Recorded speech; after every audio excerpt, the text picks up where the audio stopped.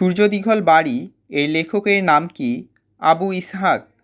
ওরা 11 জন চলচ্চিত্রের মূল উপজীব্য ও পটভূমি হল বাংলাদেশের মুক্তিযুদ্ধ। পৃথিবীর বিখ্যাত চলচ্চিত্রকার সত্যজিৎ রায়ের পৈতৃক নিবাস কোথায়? কিশোরগঞ্জ।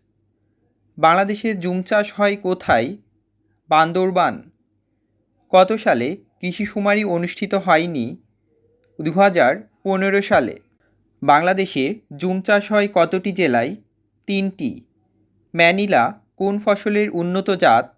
তামাক। কৃষিক্ষেত্রে রবি মৌসুম কার্তিক থেকে ফাল্গুন।